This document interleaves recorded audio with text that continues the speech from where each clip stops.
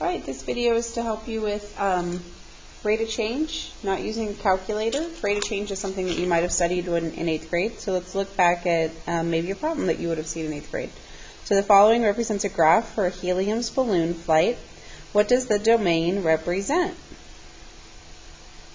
What does the range represent? Well, this is based off of the functions unit that we just did, right? So the domain represents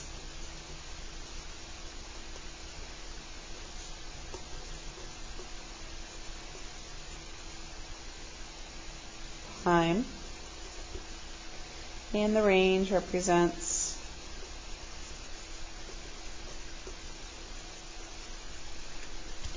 the height of the balloon. Okay, and we know that because domain is x and range is y, right? So what is the height of the balloon after 2 minutes? So here's my 2 minutes. I go and I look for it, and it is 2,000 feet. Wants me to write it as an ordered pair, so I'm going to say 2, 2,000.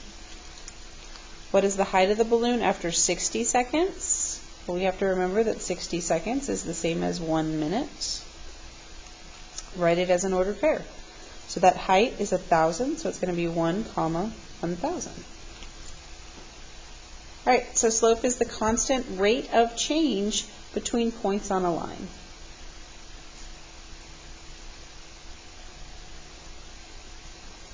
Okay, it is represented as the variable m in the formula y equals mx plus b.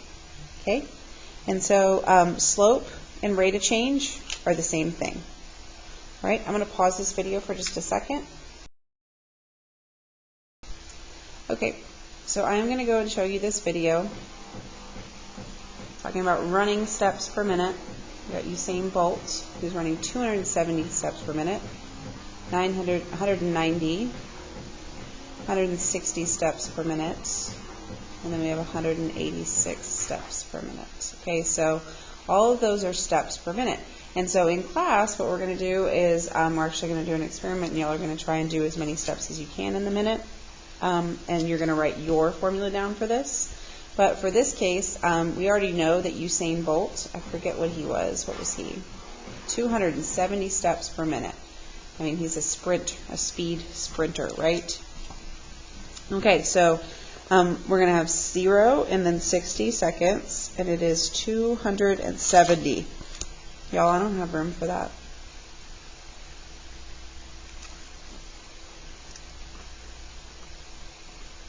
Is there anybody that I have room for on this graph?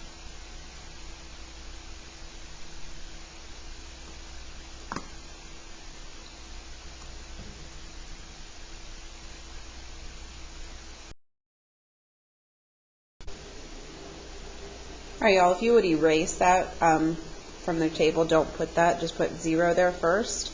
And we're actually going to count for 20 seconds. I found a video of somebody walking in place, and we're going to try and count how many steps they can do in 20 seconds. So I'm going to start my video, and if you look at my timer down here, I'm going to start it when it says 3:40, and so then we're going to count until it gets to 4 minutes, okay? So we're going to count. We're going to count the steps. 1, 2, 3, 4, 5, 6, 7, 8, 9, 10, 11, 12, 13, 14, 15, 16, 17, 18, 19, 20, 21, 22, 23, 24, 25, 26, 27, 28, 29, 30, 31, 32, 33, 34, 35, 36, 37, 38, 39, 40. Okay, so they did 40 steps in those 20 seconds when I counted it. And if there were 0 seconds, they did none. Okay, so I have 1 dot at 0, 0, and then 1 dot at 20 and 40.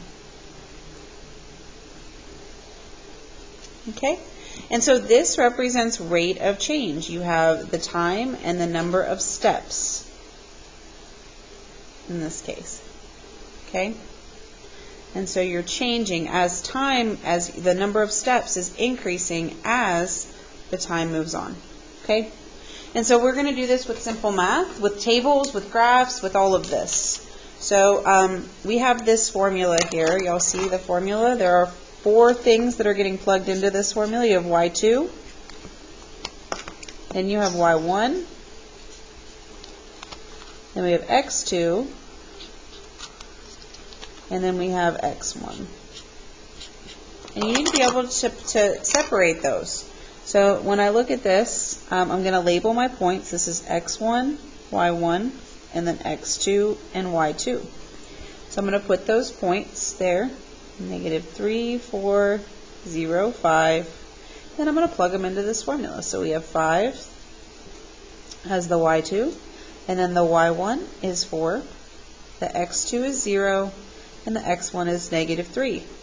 Well, this changes to 5 minus 4 is 1, and then if I have two negatives here, 0 minus -3, I'm going to connect those and change it to a plus.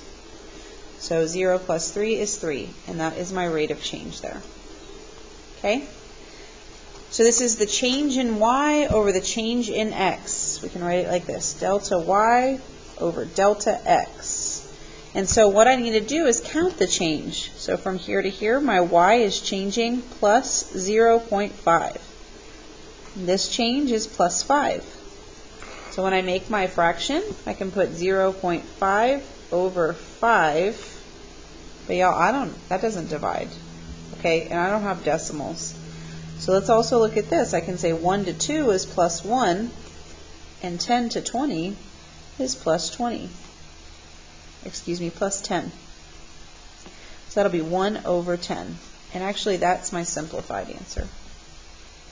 Okay? When we have a graph, we are going to count rise over run. So pick two good points. A good point is where it crosses the grid mark. So here's another good point. Here's another good point. And we count. How many do we go up? We go up 2, and we run, or we stand up, and then we walk forward. So then that's 1. So this is 2 divided by 1, which simplifies to positive 2. Okay? There are 4 different types of slope, which we're going to talk about on the next page. And if you want to, you can watch the Slope Dude video where he's like skiing, and so he's got puff puff positive and nice negative. Okay? And then when he's going flat, he's like, this is 0 fun. And then when he comes to, he's a skier. And then when he comes to a cliff and he falls and he screams all the way down, undefined.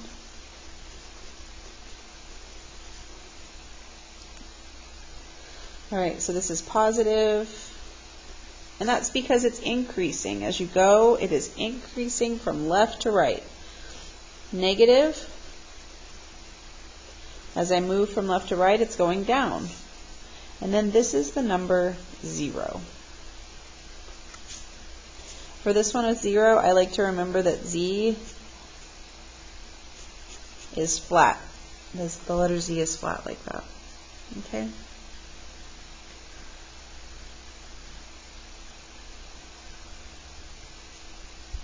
All right, so this is all guided practice, and it's actually in your homework. You know what? I'm actually going to do some of these with you. So if you go up 3 and you go back 1. And this is going to be -3 is my rate of change, my slope. Okay? The y-intercept is where it crosses the y-axis, and we always say an ordered pair, which is 0, 6. The x-interceptor 0 is there, and it's 2, 0. My domain, it never stops going left, and it never stops going right. So this is going to be all real numbers. And same thing here, it's all real numbers. Never stops going up, and it never stops going down. All right. This one is like on the front, and we did one like that where you are going to use your formula. So it's like y2 minus y1 over x2 minus x1. I'm going to let y'all do that one. I want to talk about this one because if I'm doing the y change, this is plus 70, and this is plus 1. So it's going to be 70 over 1, which is just 70. But it is always usually going to be set in terms of y per x. So the unit on y is dollars per month. And it is increasing. But so the rate of change is that it's increasing $70 per month. Okay, and I'm going to let y'all, actually I'm going to do this one. So here I have a bike that's going up. We're going to go up. It looks like I count up 2, but is this 2? So I count from 40 to 60, it's not 2, it's 20. And then on this one, if I go this way, it's 4. So it's 20 over 4, which is going to be 5 miles per hour. All right, hopefully this video helps you get started on your rate of change stuff. There's an assignment in Canvas.